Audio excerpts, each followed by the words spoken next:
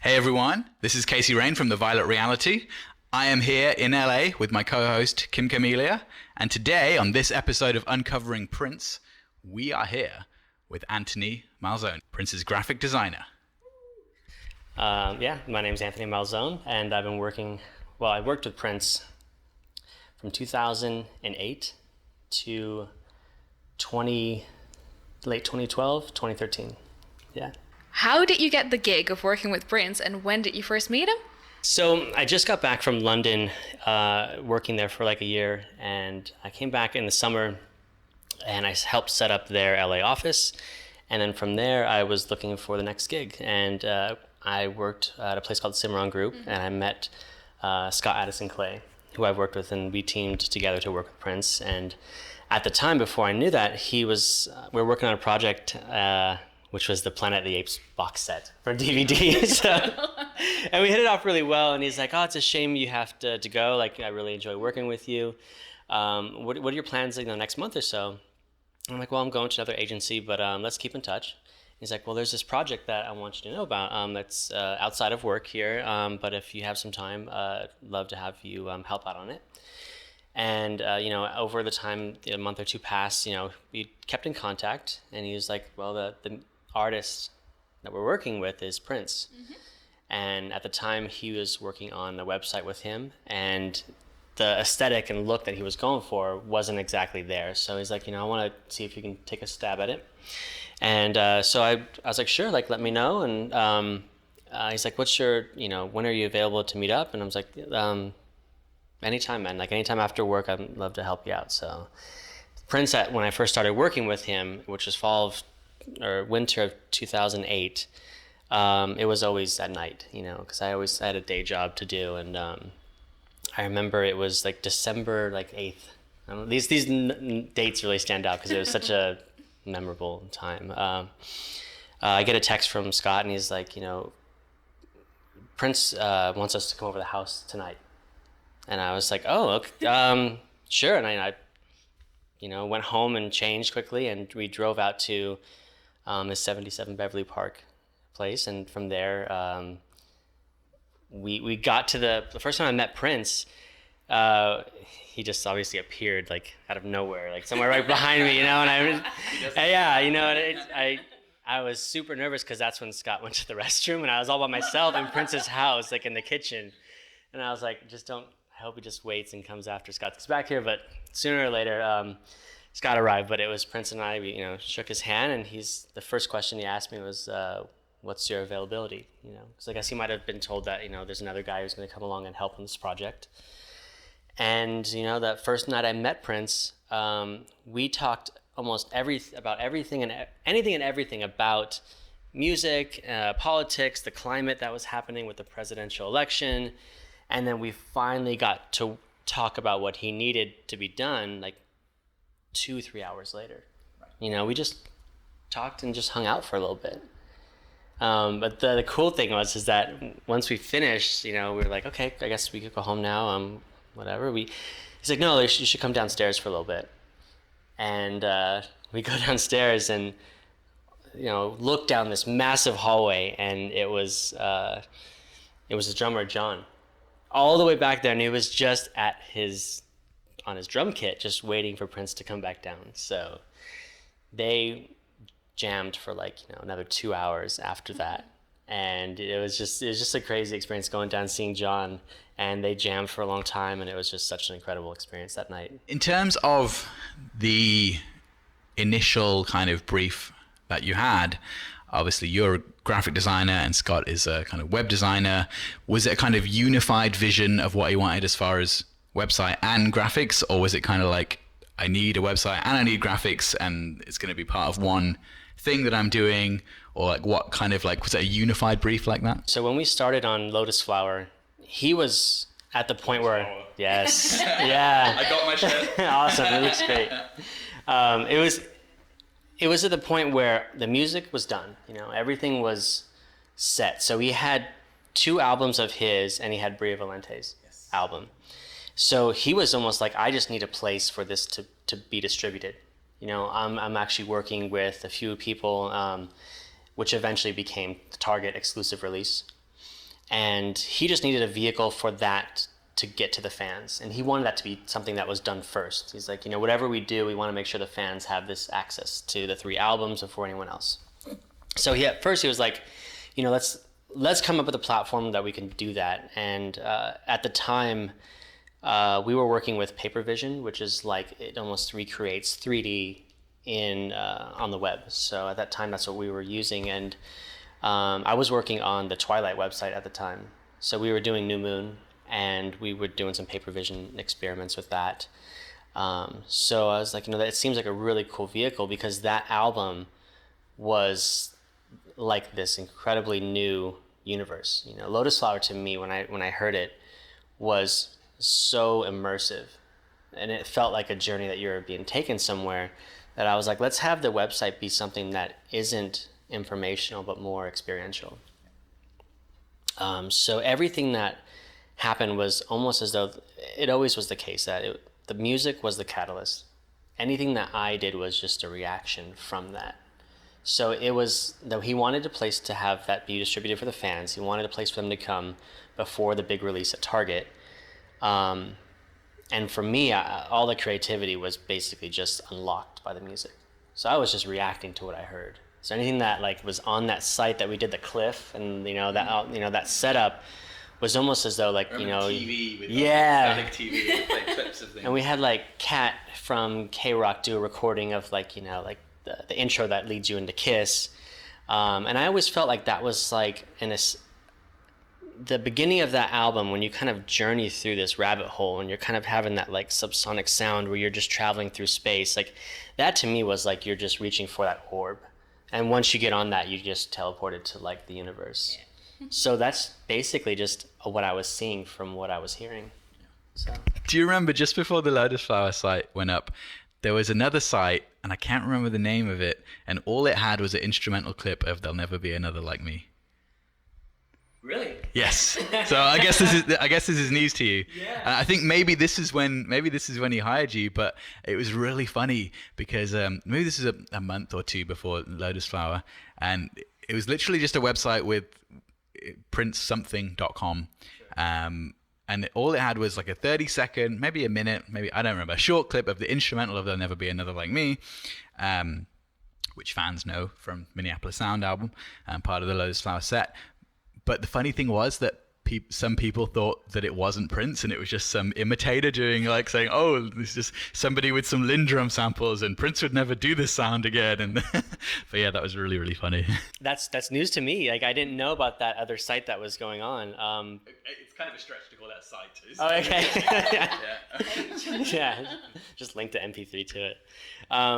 But at the time, like we used that cliff as like our canvas to like, we can drop hints for fans, we can put things in the TV. So it became a platform like for us just to like have fun and tease things.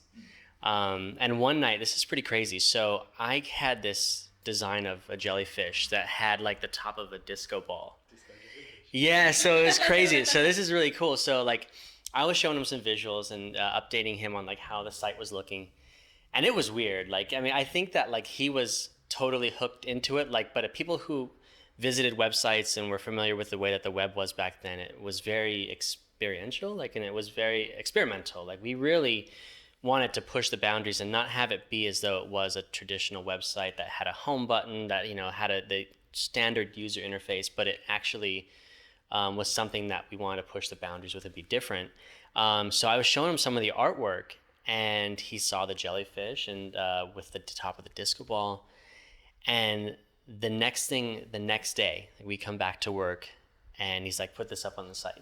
And it was the instrumental. He wrote a song about that visual, and I was like, holy cow, this is like so like flattering that he actually put some music to something that I created, because I was always reacting to what he was doing.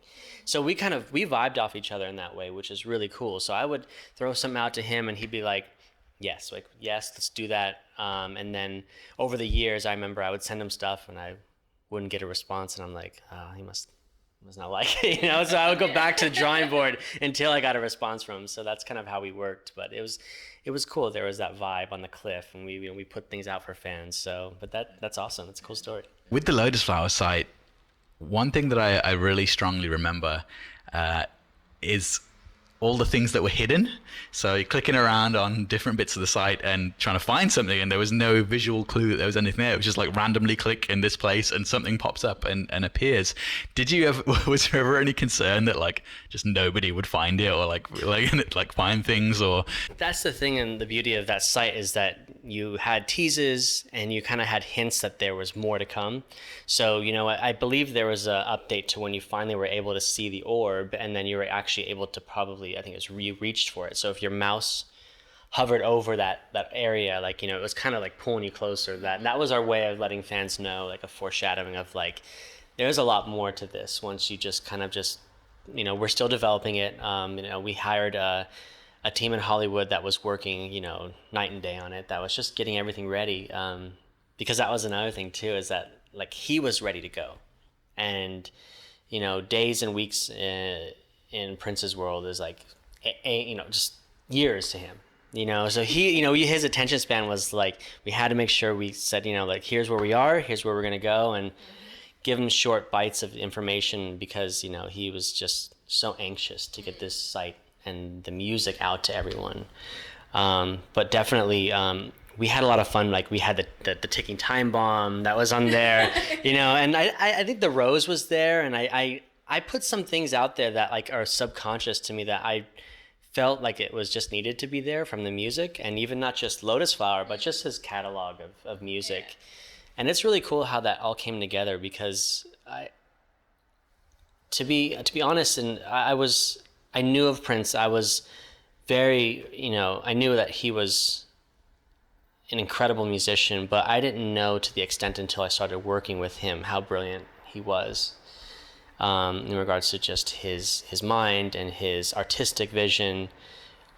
He would give me pointers and just be like behind my back as I was developing, because sometimes he'd go off and do something with music and come back up and check on me and how we were doing. But he has such incredible vision on like design and layout. I know he did photography. Like he would like, kind of direct me as well and be like, oh, let's move this over here. And I'm like, that makes a lot of sense. So he just had this great vision of just not only being a musician, but someone who could give like design direction. And I thought that was pretty amazing.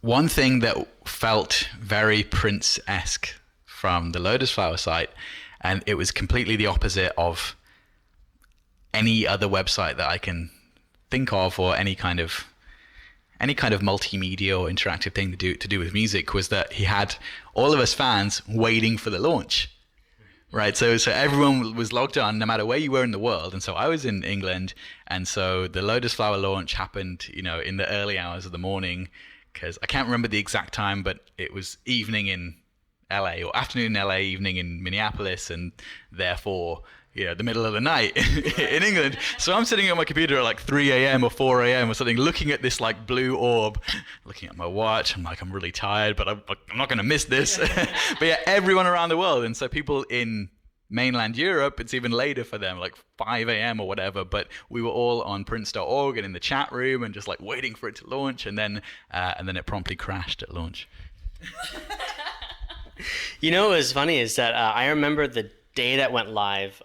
By the time I handed off the design to developers, like a lot of the job of designing was done. So they were still making things functional. They were putting in the payment system. They were doing a lot of back end work. But I remember like the moment it was launched, I finally went out to have some lunch, and they did something to where like someone went to prince.org and was like, I'm in the universe. Like I think I'm the only one in here. It seemed like it was just like this one guy who just got in and it was like just floating around space. Yes. I'm listening to the music. It's great. And he was posting on prince.org. And like, it felt like, the excitement was so big at that time, but just to hear the music. And I hope that fans really got to enjoy it, because we made like every area where an album was like a little planet, so it was like, I hope everyone kind of got to like really like experience the visuals along with the music and kind of have that multimedia experience, because to us, like Scott and myself, that's the things that we really love to develop. And so I'm glad that I hope that fans like got to appreciate that thing, that it was visuals is on top of the music, and it was like another artist collaborating with another one, and I was just kind of reacting to what I heard. So What was your favorite piece of art that you designed for Prince? it's actually interesting how the relationship worked with the artistic vision, the visuals to the music. I think I would have to say one of the coolest things was the sets. Right. And the reason why I say that is because we were working so heavily on the digital end and something that you see through a screen, which is something that we do every day. You know, we kind of take for granted of not like flipping through, you know, the vinyl records and like, you know, actually experiencing another angle that gets lost in the MP3. So for me, like being able to do the set after we had set up the universe, like especially I think the coolest thing was LA Live and Jay Leno, because at the time I only I in my head, you know, like I can visualize something and I can see it in front of me, like augmented reality. Like, so to be able to actually work with set designers to take that and build a stage of like this artwork, you know, was incredible. So that was the first time I had done anything like that. I did a lot of things that I did for the first time. I told Prince that I could do it, and I really didn't think I could. That seems to be a common. Yeah. Gotta impress. Yeah, I always tried to make sure like I could do that, and then I kind of just go home and be like, oh gosh, I gotta really make this work and think about how it's gonna work.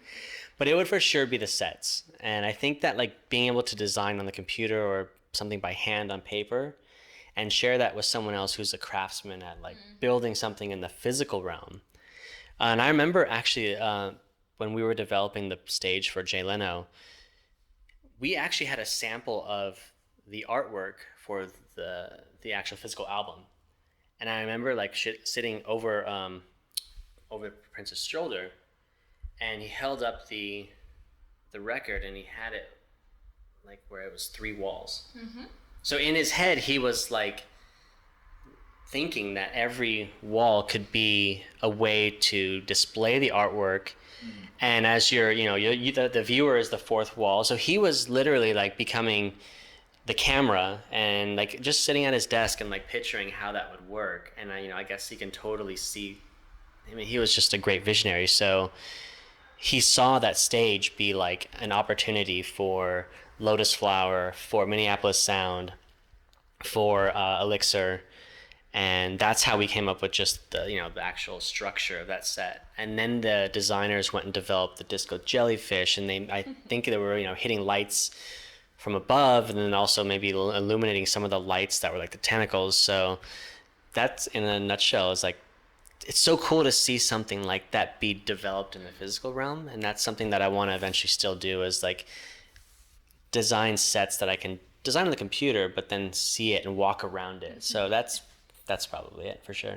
We did a Kickstarter video recently for our friend Clementine, who's she was a graphic designer that worked with Prince. She does watercolor paintings. I don't know if you saw it, but in our video we had to have a little bit where we had about like 10 seconds of Prince performing, because she's talking about how his live performances impact her like drawings that she does, paintings, and we used a clip from the Jay Leno show. Yeah, I think it's I can't remember, but he's playing guitar and he's just like going absolutely nuts. I can't remember the song, but just the coloring of the background and stuff, it was just perfect for that. And I was going through like all these millions of video files trying to find something to use, and that one just sat perfectly. So yeah, I definitely remember those Jay Leno shows like quite fondly.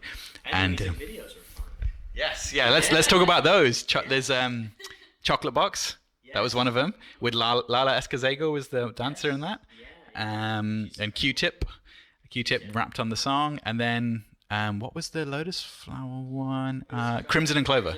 Crimson and Clover. And then there was Bria's video, the one on the beach. She's every time. Yes. Yeah. That was really interesting because with the set, I was actually sending over designs, and they were taking that and kind of figuring out like, well, how big is that? How many feet is that? And I that was so new to me. But one thing I do know is actually how to package those assets for music videos. So for Chocolate Box, I was actually on the set of that one because they just shot that one, was heavily green screen, but they shot that just down the street on Santa Monica and Hollywood. So Scott and I were on set, and the cool thing about that was like I was actually sending to, I believe that was also directed by Paul Brown. I'm not totally sure, but he did Crimson and Clover. He's a very talented director.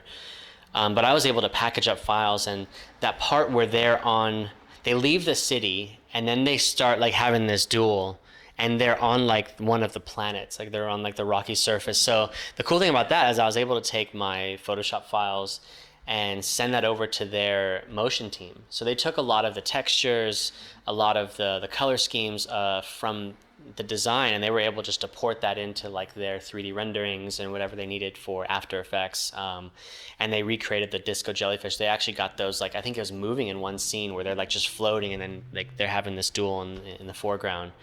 So that was really cool. And then they took a lot of inspiration from the artwork to develop the look and feel for Crimson and Clover. And then Target was able to take some of those assets, and they did a really, really cool commercial spot. So that was incredible. And like they had Prince where I think he's in the red suit, and then he turns towards camera, and then you see like the whole album like begin to develop where the petals come out, and then from there it kind of morphs and seamlessly goes right into the album cover. So for me, it was really cool, like seeing that then put into motion, not on the interactive front, but as a music video. Yeah. Could you tell us what your proudest moment was working with Prince? So what was something that you were super, super, super proud of? For me, something that I'll never forget is right before he went on stage for Leno. It'll always stick with me. I always was so happy that Prince allowed me to kind of be in backstage with the band, and Shelby, Morris, like the whole crew that was there at the time was super friendly, and they welcomed me with open arms just to be a part of that vibe and to be with them. So I remember before going on stage for one of the Prince shows, I think it was the first one, they were backstage, and they had their scrum where they all kind of met up and had like a little prayer, and they were just getting everyone amped to go and play. And the cool thing about that is that after that happened, I walked out, and I was able to the band walked out first, and I think Prince was last, so he was walking around the backstage, and I was behind him. So it just felt as though you're about to get excited to go walk onto the field and play a game. Or with him, it was the stage, but I felt like a team running out of a tunnel, and it was like, wow, this is really cool. I'm actually just here just to see if the set everything's working, and it reflected the visual that I sent the team, which they nailed. But I think the coolest experience for me was feeling a part of the band, even though I don't play an instrument, but I felt like a part of the family. And being able to walk out and be behind Prince as he went on stage was something that I'll never forget. So that's a cool memory that I'll have forever. So different people that worked with Prince obviously have different relationships with him, but one thing that is also quite common is that he wasn't always easy to work with. He could be quite frustrating, in the sense that he expected people to be on his wavelength and know what he wanted without verbalizing it, and you wouldn't always get a direct instruction of this, but then if you didn't do it, he would get mad about it or whatever. Could you tell us about something that frustrated you whilst working with him? For me, I always think of the more frustrating times to be when I was at Paisley, because I knew that there was a lot of work that needed to be done, and I was always chasing the curve to hit my deadlines, even if I just heard about it. That's something, there's one story where we were working on collaboration with clothing, because I did some of his the turtleneck shirts. I printed a lot of that stuff, and I was working on this really cool piece that was it had a lot of flowing fabric, like a pashmina, it was like just something that kind of like went over the shoulder, and I was inspired by a lot of Indian patterns and artwork, and I was going in that vibe and direction. And I was looking at a lot of stuff that like Empire of the Sun was doing for their stage, and I'm like, wow, that's so visual. Like it seems that Prince would love that stuff. Like I was trying to infuse a few like cultural vibes as well as what I'd already seen and been influenced on my end. And so I had everything ready. Like I had all my mood boards and everything printed out, and I go over, I land, and I'm like so excited to tell him about this, just like, let me show you some designs. And I get there, I put everything out on the table, and he gets there and he's like, put that away. He's like, no, we're gonna do it. We're gonna do a box set for 2010 today. And I was like, oh, well, like the past thing I was working on for like the past week was literally just like, no, put that away. We're gonna do something else right now. Because he told me he needed like some new clothing, and and I was like, okay. But I had this really cool vision that I wanted to do, but then it was fine because we did this really cool visual box set. I think sometimes like that was like his mind was, if he called me and asked me for something on Monday and I flew in on Thursday, like that was too much time had passed. Right. And he was on to the next thing. Yeah. So I think that I've learned that was just part of the territory. So after a while it didn't affect me as much, and at least there was another opportunity to do something cool. There wasn't too many frustrating things that I can imagine. I think he was always in a creative mode. So, like I said, I was on holiday once and he called me and I was like, I guess I can't really put my guard down. I always have to kind of be ready for a call. And I think that was just how it was with everyone. But yeah, I think if there was anything that was frustrating, it was something that I just grown to understand and work with. I look back on the memories with Prince, and it was always good memories. Because there's so many good things that happen that those are just small, minor things. I mean, it was in the big scheme of things, it wasn't that bad. Yeah. That's actually quite timely because you just mentioned something that leads into what was my next question. Anyway, and that was that back in late 2010, the year, I remember that we had a conversation about 2010 Deluxe. And some hints that he had been kind of putting out through, Dr. Funkamary and blogs and things like that at the time, which was largely spurred on by the fact that the album had not come out in the US, and then because of the 2010 Deluxe never happening, it stands alone as the only Prince album that never came out here in the US, which is quite a sort of weird and unique thing for that album. So I guess fans really want to know the story and don't really have any clue what happened there. There were rumors that he was already talking to Warner Brothers at that time, and years before he did eventually re-sign with them, and possibility of doing something with them or magazines like what happened in the UK and in Europe, newspapers. Could you tell us about that? Do you remember any tracks that were going to be on it that didn't that weren't on the standard 2010 release that came out in Europe? And any thoughts on why it kind of the situation fell apart? And sure. Yeah. So with 2010, it was basically the box set was obviously just kind of remixing what had been done, and we were going to make this really bulky set that had lyric booklet, and like there was artwork created for every song.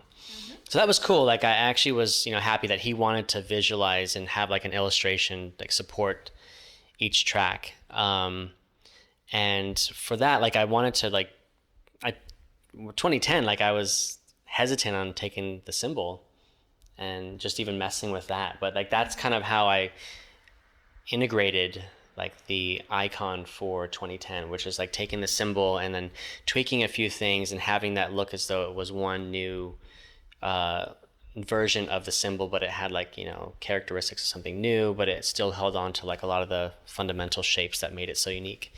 So for me, like I knew that there was a remastering of it, or like to kind of make it a box set, but aside from that, I wasn't too involved in like the final output or where it was going, and I think that that on his end was being done, and he was talking to people how to distribute it properly. And yes, it's kind of sad that it didn't develop into something. So it's done in terms of what I know. I was just happy that there was like artwork, like I said, on every page. And I think on the back there was that bonus track called, it might have been like Laveau, or I was spelling out something, and I actually made the title of the song be a graphic that went along the back of the album, to where like it had all these like spindly tentacles that kind of wrapped around every song, and and it was like a watermark. So it was a hidden track or something, as a bonus track, and I didn't have it on like the set because I used purple font for the actual names of the tracks. And then as a light watermark in the background, we had the name of the bonus track that was supposed to be added to it. So I kind of like did that lightly as an overlay, and it was like hidden there. And it was cool to like see that album in a new light. So I took the artwork. I didn't design that illustration. It was actually a fashion sketch from, I believe her name is Debbie McGuan. Yes. Okay. And she's amazing, incredible artist who designed a lot of his clothing. And it was cool to see her like actually work with textiles and fabrics, and I was working with more of a graphical approach. But what I did for the cover was, it was such a fashion sketch that people who would have seen it on the cover, I don't think they would have understood, because it was never intended to be cover art. It was just a quick sketch, and I think she was just trying to get an expression and a really like expressive pose out of Prince. But it was really cool. Like in figure drawings, like you're taught that there's this like contrapposto pose. It's where like the shoulders are at an angle and the hips are at another, and it's got this really cool hourglass shape that kind of like has a really cool distinctive look, and that's contrapposto. So like your shoulder and then your hips they're misaligned a bit. And that was what she was capturing, like this really like smooth position of Prince just walking towards camera. And I took that, but I had to like bring in the shoulder a bit because it was very stylized. So to make it like an actual cover was just a little bit of manipulation here and there, but I was mainly maintaining her sketch, and there was only half a face. Right. Because it was just, the face that when you're doing fashion, you want to get the pose, and you really want to get that like essential way that the fabric flows, but the details of the face weren't as important. So I had to go back and recreate that on my end, and I've done a few illustrations to where I've had to go in and just draw stuff, but that was cool for me because I actually went over it with a light box and traced some of the areas around for it to fill in his face, and that became the artwork. And then some things that he needed done, like I remember for even just the 2010 artwork, he would say, we need this, because I think he was touring Europe at the time when that kind of was being developed.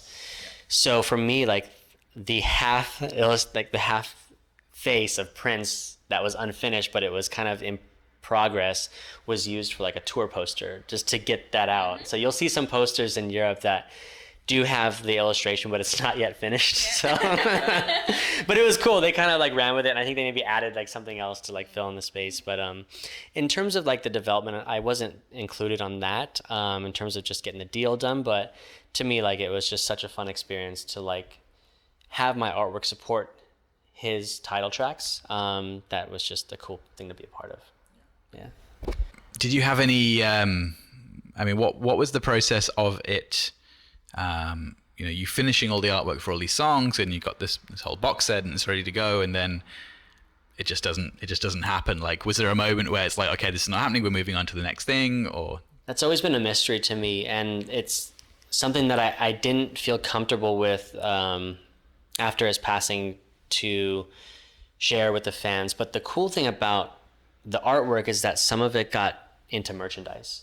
Yeah. So some of the artwork that you see was able to be made into clothing for fans. So it wasn't a total lost cause. Like there was actually it was strategically done to bring some things into light and to get them out and printed. So that was really fun.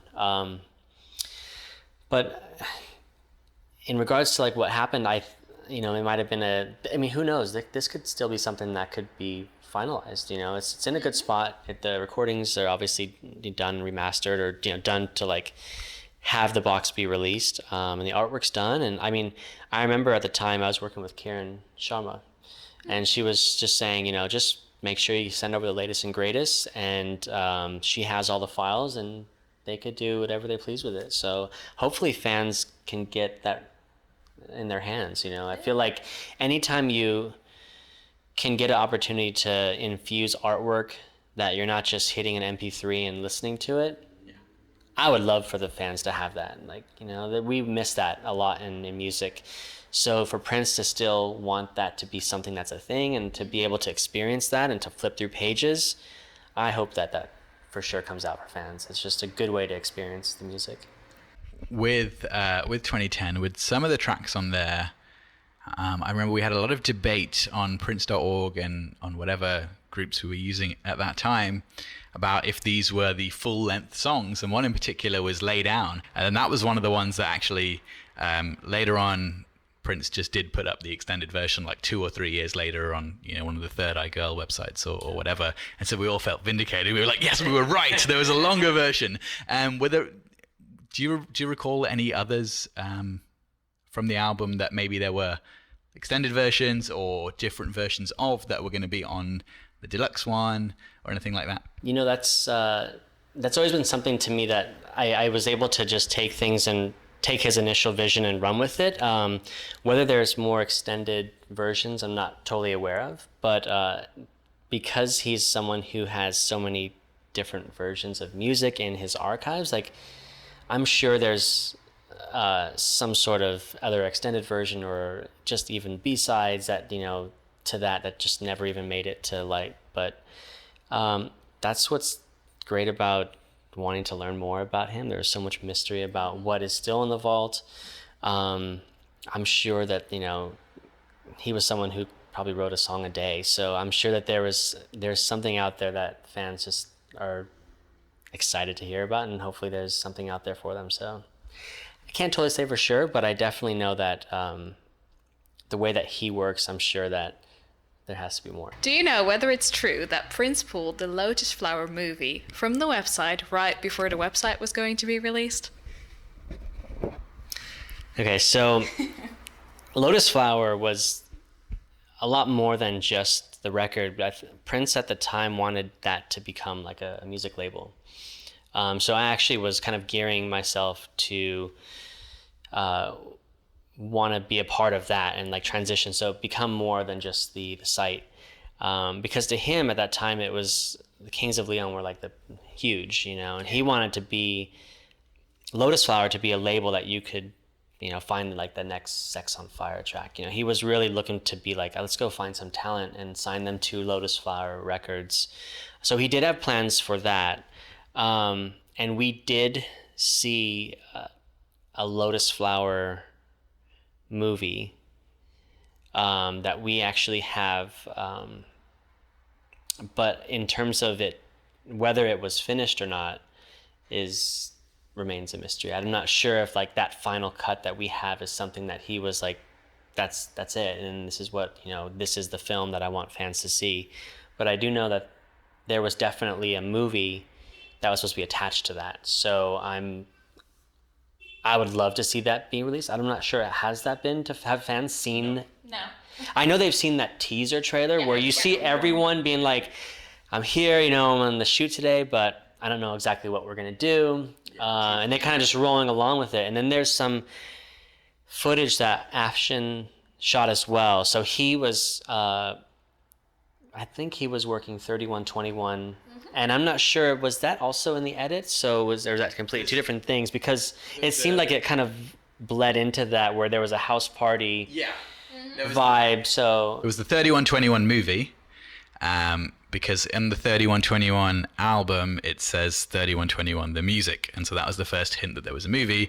And then the movie never came out, and then the what we heard was that it was edited into the Lotusflower movie, and it was slightly different but also kind of mostly the same. And it's not because fans have never seen either, it's unclear, but it's basically the same thing but slightly different versions. That falls in line with what I remember, but I do remember that from that movie file, because we obviously were just handing over stuff on a hard drive. I believe it's like an hour long, maybe longer. But I mean, there's a lot to that movie, and I actually haven't sat down to like go through it. But we do have a copy of it somewhere. So, but like I said, it could be just a raw edit, And I think that like I would always refer to, the estate at now to like see if there is like maybe more progress on it, and whether that was being done or not, in terms of if it was ready to be almost put on the site, or if it was just like a tease. That's something that I hope that we all find out. Absolutely.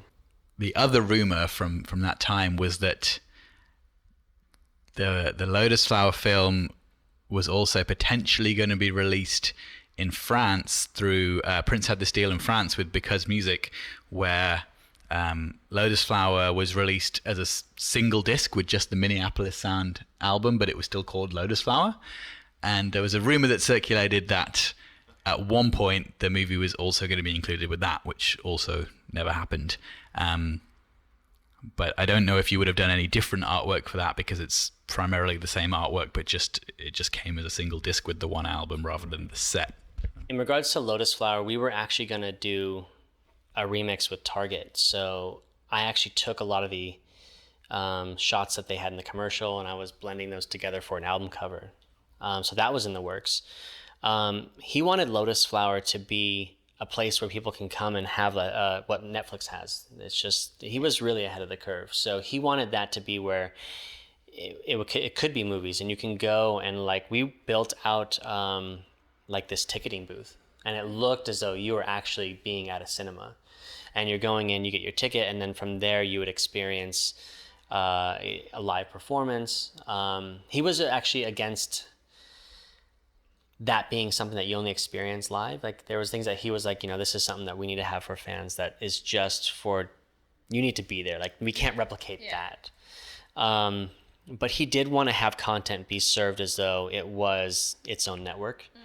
So that is something that I know was one of his visions to have. Like I think for him, like, with the deals that he did in France, like I remember him telling me, like, he's like, oh, you should go Paris. They actually have your artwork in like Virgin, or because I think they were selling some of the Lotusflower stuff. And he's like, yeah, your artwork's everywhere over there. I'm like, oh, like, I think he was a bit upset with that, because I'm sorry to go off on some tangents, but I think what happened was when he sold the deal to Target was able to then say, well, we don't obviously put a restriction on who buys it from us. So what they did, this is just a theory, it's not factual, but in my case, I think that they kind of had a gray market where maybe Target then sold a lot of the records to someone else who wanted to buy it, but they didn't let Prince know that it was, I think it was Virgin, I think, but it was basically someone else who wanted to take all those albums and then distribute it with them. Right. But they were technically just buying it, the album, but it seemed like it was more of a business deal. I remember that upset him a bit. So that was interesting. But there was definitely plans, like as I was saying, to make it a cinema, a place where you can go and find the latest artists. So he did have like really big goals for that. And he wanted Lotusflower to be more than just an experience, but literally like a launching platform. And it made so much sense. And now, I mean, I even did a mock-up to have the Lotusflower movie be released at that time on the Xbox console. So I have a mock-up of their interface screen, and I took that and I had Lotusflower be like an exclusive release for Xbox. So I was planning on finding a way to distribute that movie, and obviously there was such a small team at that time that I had the chance to also influence what Prince could do. And I was saying, like, why we could do something cool. Let's make some like icons of like the each album cover, and I had them as like a special collector edition, like pins that were like something cool as a collectible. We did really cool Lotusflower artwork that we wanted to release at like Neiman Marcus, or like something that was high-end fashion. And so we took a lot of the aesthetics, and we're like, people were printing like really cool designs at the time on their shirts, and we were seeing if we can strike a deal with like Fred Siegel and do something really artistic. And then we were thinking of also taking a lot of the clothing and the licensing of like Purple Rain. And he was all for it. He's like, people take my work all the time and just put it on a shirt. And he's like, why don't we just do it officially? Yeah. So I was like, yeah, that makes total sense. And I was like, so I was doing like designs of a lot of the photography that was done, a lot of the illustrations, and I was putting them, setting it up for a pitch. We can go and say, this is not only like officially licensed product, but like this is something that's been blessed by Prince. He wants it done, and you'll have this is an opportunity to do something cool and create a deal. So I did a lot of mock-ups at that time. We were really trying to just make the most of a foundation that we kind of developed, and it was cool that he just let me think about that. And like he wanted to partner, he wanted to connect people, he wanted to make those things happen. And I think that like for him, he just let me run with it. And I have a lot of those done. I just didn't have the extra person, like a businessman next to me, to then take those and set up a meeting. And there was like saying, oh, I have these connections. Like, I also feel like, it's a lot about the idea and the concept, but it's good to have someone that can get you in front of someone important to like make that connection happen. And at that time, I think he was working on, 2010, and he was on that, and he kind of let me transition slowly into that. But there was so much promise with Lotusflower. Like, it had all like the intentions to be something huge. And he was kind of building this platform to be where it was video and it was music and it was a label and it was clothing line, and it was like, wow, this is like, when you see these big deals that happen now with networks, and they're offering so much, like he wanted to do that on his own, and have his, that was awesome. He's like, let's just do it on our, why do I have to put on iTunes when we could just have our own iTunes, Yeah. So like, that's so cool that he dreamt that way and he wanted to have it, someday one come to fruition. But even though it didn't exactly form, like I give him so much credit to be actually thinking in that mode. Yeah. Because really, like as a musician, like you should only just worry about the music, and he always had that down. And there was no question that by the time I got something, it was in a good state for me to take off and put it in another vehicle and kind of take it further. But he always like had that being locked down, and it was cool that he wanted to just push it into areas that's like, this is cool, the music's done, but let's see if we can distribute it this way, or let's see if we can kind of like do something with Google, and or do something to where maybe kids can benefit from this, and we can make a music school or something. So I always appreciated the fact that he thought bigger than just having it be just an audio experience. An audio experience. So yeah. In terms of that, and Prince wanting Lotusflower to be all these different things, one common thing that we find through Prince's career is, especially from a business people point of view, and we've talked to people who were at Warner's, et cetera, is that he just got bored and moved on to the next thing. So even if you look at Purple Rain, Warner's would have loved another year to promote Purple Rain. I mean, even though it did 20 million or whatever, this was at a time when Thriller did 100 million, but Michael would give the label, 4 years to like promote the thing. And Prince was just like 10 months after Purple Rain, nope, here's another album. And then it's like, this is a new era and everything's done and whatever. So do you think a lot of the Lotusflower promise and the things that he wanted to do just fell victim to that, of him just getting bored with the whole thing and wanting to do something completely different? That's interesting that you bring that up, because, as when we got to like see his creative pattern and how he worked, we always knew that we had to catch him when something was hot, and we had his attention, because we always knew that it could change in a heartbeat.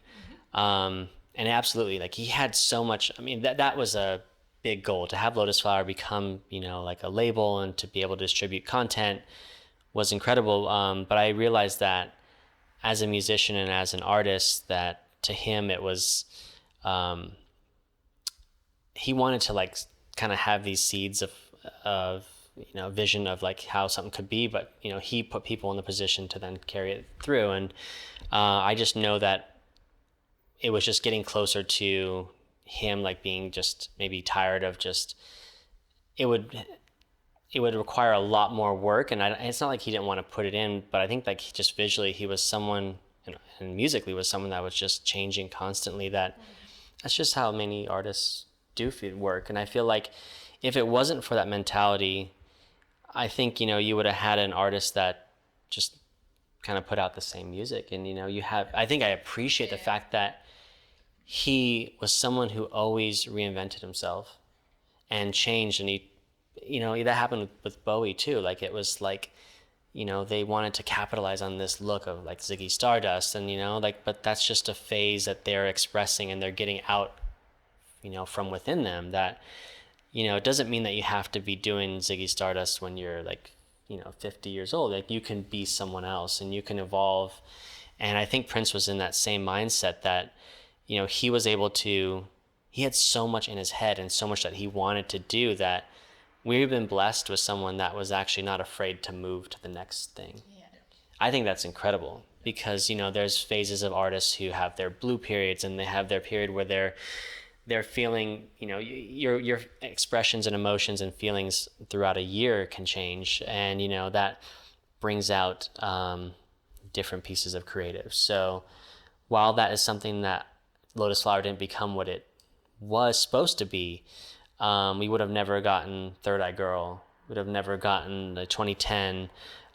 We would have never had just really cool, like, just visual sets and fashion designs that he wanted to do, because there was just so much going on in his head. I'm sure there's just this whole universe that, I'm sure like he was probably bored of playing Earth and wanted to play, Mars, or that's the kind of mentality. It's like, I went to that venue 5 times, so I have to go to another one. Like, why can't I go and like play somewhere like outer space, And I think he was the kind of artist that if he had the opportunity to do that, that's the coolest thing, is that, if we would have just been complacent and, happy to where he was, then, we would have missed out on so many other things. Yeah. So that's a blessing. And I think, yeah. Definitely. One thing that kind of surprised and shocked a lot of fans during the time that you worked with Prince was that after Lotusflower shut down, so there was this whole thing where everyone got charged again, and the site wasn't like, and then they shut down, and everyone needed to get refunds and blah, blah, blah, all that stuff. Scott was no longer working with Prince at this point, and he did this quite revealing interview with the Wall Street Journal where he basically said Prince never gave me any content and da-da-da. And pretty much everyone that worked with Prince were under such strict NDAs that this was a rarity to have somebody just leave Prince's employee and then just be like, this was so frustrating and this all went wrong and I'm so angry about this and or whatever. And you were obviously still working with Prince when that happened. What was his reaction to that? Do you remember what went down? Scott's a really good friend of mine, and we work together to this day. And he always had the best intentions, and just on that front, Scott was at one point managing Prince in terms of where he'd play next. So he would actually go to Scott and be like, "Why don't you just call up the Forum and see if we can play there next month or something like that?" And then Scott would take the role of an agent or booking, of a venue. And so he definitely, he always impressed me because he can do so much creatively and on a business end. So I was actually very thankful that there was someone like Scott to man stuff, because he handled things that, we really just came there for the site, but it evolved to be so much. And I just eventually, thought I was just never maybe going to meet him once, or Prince, and it turned out to be something that went several years. So we didn't really understand the extent of what we were getting ourselves into. Yeah. But it was, I look back on everything and I was just incredibly happy of how everything went. But that was, there was some flaws that happened, and that was something that I was like, oh no, I freaked out that people were getting charged again. And I remember Scott's so cool. He's just don't worry, we'll take care of it. I can reverse everything. But he was handling that, it was 2 people and a very small team, working so many different facets of this whole machine that we were building. So I don't think it was the fact that it was anyone's fault. It was just, we were handling so much. Yeah. And there was such a light team that was working with Prince at the time. So light that I remember going to Paisley Park, and it was literally just Prince and his assistant and myself at one point. it became that thin where I was like, I can't believe I'm still here. Like we're working together, and I was just in shock, like how the team like just kind of went to be like this big family to I would walk around the corner and then he'd open the door and then we just walk in and I'm like, and it was just so quiet at Paisley. So I think as an artist sometimes you go through those moments where you just want to like recharge your batteries. But yeah, in regards to the Lotusflower incident where that people were charged again, and I mean it was just so much things that were happening at that time. I just think it was a mental lapse. I'm glad he was able to reverse it, but we were shipping all the Lotusflower shirts, like myself and my good buddy Carlos. Wow. And it was just us two. Like, we actually set up a deal where we had the shipping warehouse and they would take care of it, but we were doing a lot of the packaging. Like, it was just crazy how we were running this, sending it to like every country in the world, like, clothing to people. So I think it was just, this giant thing that we created that needed to have a bigger staff to maintain it. Yeah. And I always look back and I say we had the best intentions to give fans the best experience. And I feel like that was such a fun experience for us because there was so much excitement and there was so much potential. And it was bigger than just an album. But like I was saying, it's just tough to manage. And I know that people were frustrated and we tried to do our best to do quality control and calm people's frustration. But it got pretty crazy at times where I was like, man, this needs to be like an agency managing this. And even that with PR, and his legal team, there's just one person representing that. And I'm sure like he always wanted to keep it tight in terms of like who was working with him and just really get the most out of everyone. So I was with a lot of people in that camp at the time, and we were doing probably 3 to 4 jobs at once. Yeah. So, yeah. Who was answering the emails? I remember there was one support email like somewhere that we found on the Lotusflower site. I think it was just like a web form, right? And we were like, where are these emails going? Like hundreds of people like saying, "Where's my shirt?" Or "I can't get on the site." And so they were like, "Is anyone reading this?" That's funny. I just thought of like this empty room and like envelopes filling in and just like dropping from like this tube. It probably was Scott, like I'm sure he set it up that he can, be the admin of that. I mean, I give the guy so much credit. He was doing an immense amount of work. The team, I think that might have been, there were maybe 1 or 2 other people that was like development. And then, we hired an agency to help do all the back end, but I really think it was just Scott. And he probably was answering them at like 3, 4 in the morning, and then going back into work, because he worked a full-time job and he was at Cimarron Group and he was doing that at night. So like that was the crazy thing about working with Prince at that time is that from December up until like mid-January, we were meeting with Prince on like every other day. And I would only, go there up after work, so I would be working like, at an agency and we, put a lot of hours in the day there. And at night would be like, we'd start over there around like 7, 8 o'clock and we'd be there till like 3 in the morning, and he would like just lock up. He'd like, all right, gentlemen, I'm going to sleep. Have a good night. And then we'd be like, do we have to like lock up or like we were like do we turn off the lights or it would just disappear. Yeah. And I think it was just like his cook was there, maybe his assistant, but like we just locked the door and like okay, I guess we can head out now. But he gave us a lot of trust. That's something that I always like looking back was like, yeah, we were given Lotusflower the first day I met him, like the album, it was just on a CD and he's like, and Scott was like texting me. He's like, "You have the latest Prince album. Do not lose this thing." Or, like just like seriously. And like, it was crazy. It was just on a burned CD at the time. And I was able to listen to that just to come up with the visuals. But once again, there was so much trust, and that's something that am blessed that I think he really was able to gauge people really fast. You know, as a musician, you met so many people over the course of your career, business and on the creative side, that you can get a feeling if you want to give them that trust. And hopefully it was something that he just felt natural with. And I'm glad that it was me that he was able to put a lot of trust into. And I also, like, you know, I was like, I could do it. I can get it done. And know somehow it did, you know, yeah.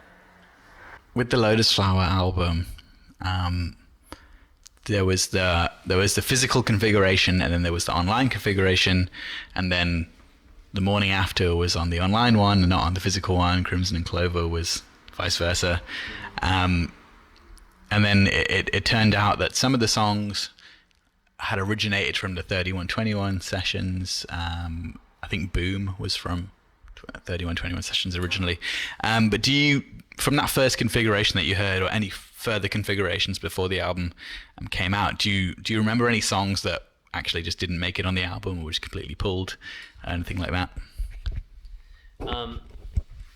The one thing about Prince that I always like admired is that he worked, and he worked as though like it was like water, like, and everything was organic, and things would show up that he would just be like, here, I wrote this last night, put this on the site, that just came so spontaneous to us. And so we didn't really know what we were going to be getting. I do know this, that we were at a party one night at his place, and it was the night before it was about to be mastered. And his sound engineer, Richard Furch, who we're really good friends with, and that's kind of how we got the job, by the way. It was actually, Richard was asking for, from Prince, that he needed a developer for the web, and he reached out to Scott, and then I was working with Scott at the time. But it was the night of the party that it was about to be mastered, and we were kind of just celebrating that things were done. And he goes to Richard and he says, you know, I don't think the audio is sounding right. Like, it's, you know, it's not like what I heard, you know, in the studio. I think we need to go back and like master that track again, or all of them. And it was like, and then he's like, Richard is very like technical and analytical. He's like, no, I you know, he's German. He's like, I looked at everything lines up. This is perfect. You know, there's nothing else we could do to make this sound better. And, you know, I think he did go back and he checked it for like, you know, the 20th time, and like, but you know, something like those little scares and hiccups were like, kind of at that point I was just used to them. You know, it was just something that I was like, all right, let's just deal with it and get it done. In regards to things like added, I know there's Disco Jellyfish. I don't even know if that made it to the album. Yeah, like it was just something that we were able to. That's the cool thing about the web, is that you're able to kind of, it's, you know, you can pull things up, and, you know, pull things down, put things back up, and for us it was like, oh, okay, cool. Even the little loop from the intro to the site, like, oh yeah, ended up on a bootleg, like this weird sound. It's probably just like a stock sound from like some weird. What was really cool is that Prince gave us a hard drive of beats that were unfinished, and maybe something that he just wanted to like start, and it was just like, you know, go in there and just see what you can use. Yeah. And it was so cool. Like, I mean, we had like, you know, beats that he produced, and there's probably like 25 different loops that he created. That's super cool. Like, oh man, I got to go back and find that. Like, but it was like we used that for the cliff, as though, you know, it's just kind of like the ambient music. So, oh man, that he was at the time like, he's like, you know, you think Bjork's weird, like crazy, like he's like, look at the stuff that we got. You know, he was like, we could be just as crazy and cool. Like, you know, so he was looking at the younger artists coming out, and he was like, nah, we can be crazier than that. So he gave us this hard drive, and, you know, we. I think those are probably beats to like something that he wanted to put, you know, vocals to, or add instrumentals, you know, and like layer some things. But that was something that I wish that, you know, fans could hear. It's just awesome loops that he was just trying to like get beats moving, and kind of laying foundations for what was going on in his head. But there's a hard drive somewhere where that's there, and, you know, just really cool beats, and, you know, maybe one day that it can be released for fans. So cool. Yeah. Awesome. Yeah. Completely different question here. What would you say is the number one thing, or like the thing that always sticks with you, that you learned from working with Prince? Well, the biggest thing is that never doubt yourself or put yourself in a position to where this is what I am and this is all I'm capable of doing. Prince always got the best from everyone he worked with. I think it was very selective of who he brought on. I think he was able to see potential in a lot of people. So I think that common story of people doing things that they never thought they'd do or dreamt to do is something that Prince saw out of everyone. He saw people with potential, and he wanted to say, if I see that spark of creativity, like, he was the person that would unleash it. It'd be like the catalyst to be like, you could do so much more than what you're doing right now. So for me, like, I always took it as though, like, now I've done so much with him and so many different aspects of not even just design, but like, not fashion design, but it was like everything. It was music video work and stuff with the sets and the album covers. Like, it was, I'm not afraid to venture off and to do different things. I feel like that was like boot camp to me. Like, I could now feel like I could do anything creatively, whether it's good or not. Like, I think that's someone else's interpretation. But I feel like, if I can sit down and just really, like, write something, I really feel like I would just take that kind of passion and feeling of what I felt back there and be like, okay, this feels right. So he gave me a lot of confidence that I didn't have before. So to me, that was really special. But yeah, like, I always, like, left inspired, and we always left every meeting with Prince, like, driving home, and it was like 2 a.m. I'd text my friend Carlos and be like, dude, like, we have an opportunity to do this. Like, he wants us to do clothing. Like, let me call you and I'll follow up in the morning. And like, I was always left inspired. And that's the thing, is that, like, I always wanted more. Like, I wanted to be a part of, like, his energy. So for me, it was just to learn how to like what I was doing was just the cusp of what I can do. And he just gave everyone a lot of confidence that they could do way more than they were set out to do. So he brought the best out of everyone. And I'm sure that's just a common thing that I wish that there are more people out there, and I hope there is, that give people a chance, even though, like, he didn't care about a resume. He didn't care about, like, anything that was like, it was just like, if he saw you could do something, he gave you an opportunity to do it and prove yourself. So that is, to me, like, priceless. And I hope that, I want to eventually be that kind of way with young kids. And I still go and talk to schools and, like, people who are starting their career, because I didn't know how to get there. I just knew what I wanted to do. But to me, like, getting to that step, I was kind of afraid, And I just want to tell kids that, like, I was sitting in those chairs, like, you guys, and, you guys can do something even better. Take what I have and, remix it and put a new spin on it and bring it to the next level, because that's the fun thing about waking up every morning and not knowing, like, how something's going to go. But I feel like for me, it's an opportunity to just always do the next thing better than before. So. And then, last but not least, because I know that everybody in the comments is going to ask about it, this beautiful, well, it's not really a poster, it's more like a cardboard cutout poster sort of thing. Tell us a story about that. How did you get that? It's amazing. It's massive. So yeah, tell us a story about that, because I know that people want to know about it. This was created for Prince's Oscar party that he had, like, it was probably like around maybe February of 2009, right before the album was being released. And we had the artwork. We actually did at the venue. We had the party at the Avalon in Hollywood, and we actually had a loop of this animated. So he was playing in front of the video of that, and then these were actually outside the venue, like where they put, like, the playbills of, like, who's going to be there that night. So I believe there was 3 of them made, and one fan took one, just without asking. It was just, I don't know how they did, but ran off with one of them. So there's 3 in the world. There's this one, and then where I work there at the agency, we framed the other one. So my plan is to actually put this in my house one day and frame it, and just have it be a nice reminder of, the really good times I worked with them. So. How did you get that home?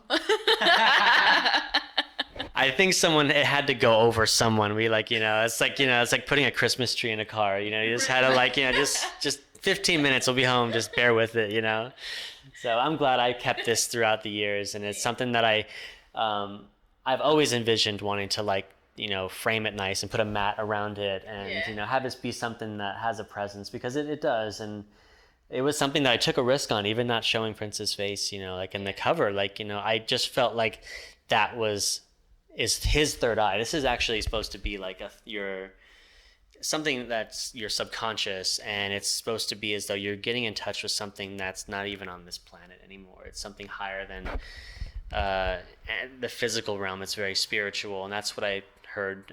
That's what I saw from hearing Lotusflower. So it was something more powerful than us, something beyond this planet, and that's how I was able to kind of use that as like his mind, like opening up another eye to see into the universe. So, yeah. That's awesome. Yeah. We are the Violet Reality. This has been another episode of Uncovering Prince. Thank you, Anthony, for joining us for this interview. It's been absolutely amazing. We will put some links to your website and your work online. Fans can get in contact with you. Thank you. Thank you.